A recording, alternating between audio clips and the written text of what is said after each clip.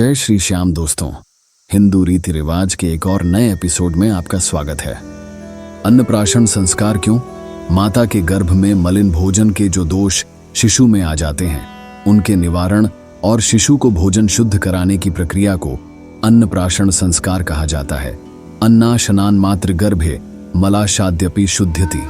शिशु को जब 6-7 माह की अवस्था में पेय पदार्थ, दूध आदि के अतिरिक्त प्रथम बार यज्ञ आदि करके अन्न खिलाना प्रारंभ किया जाता है, तो यह कार्य अन्नप्राशन संस्कार के नाम से जाना जाता है। इस संस्कार का उद्देश्य यह होता है कि शिशु सुसंस्कारी अन्न ग्रहण करे। आहार शुद्ध हो सत्व शुद्धि, अर्थात शुद्ध आहार से शरीर में सत्व गुण की वृद्धि होती है।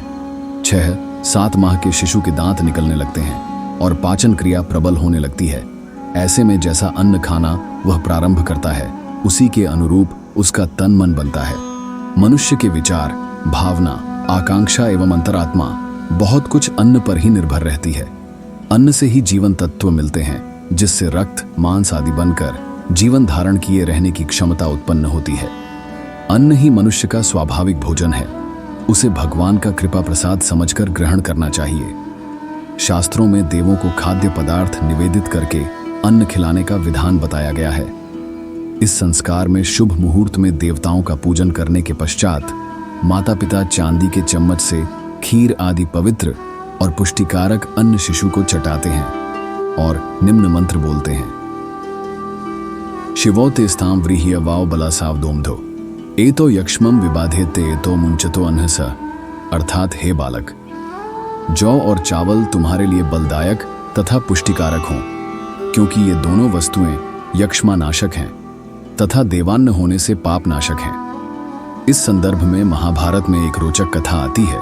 एक दिन भीष्म पितामह पांडवों को कोई उपदेश दे रहे थे कि अचानक द्रौपदी को हंसी आ गई। द्रौपदी के इस व्यवहार से पितामह को बड़ा आश्चर्य हुआ। उन्होंने द्रौपदी से हंसने का कारण पूछा। द्रौपदी ने विनम्रता से कहा, आपके उपदेशों में धर्म का मर्म छिपा है पितामह।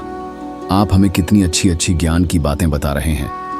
यह सब सुनकर कौरवों की उस सभा की याद हो आई जिसमें वे मेरे वस्त्र उतारने का प्रयास कर रहे थे।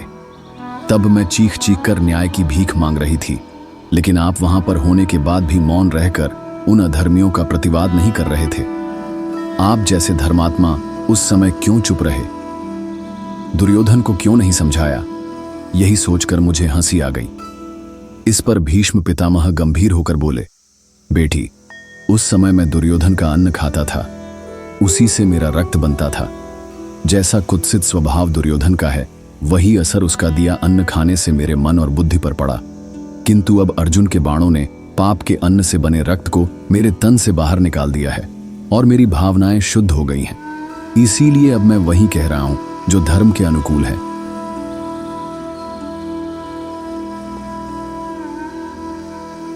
अगर आपको ये वीडियो पसंद आया तो इसे लाइक और शेयर जरूर करें और ऐसे ही अद्भुत वीडियो देखने के लिए हमारे चैनल को सब्सक्राइब करें। मिलते हैं आपसे अगली वीडियो में। तब तक के लिए अलविदा।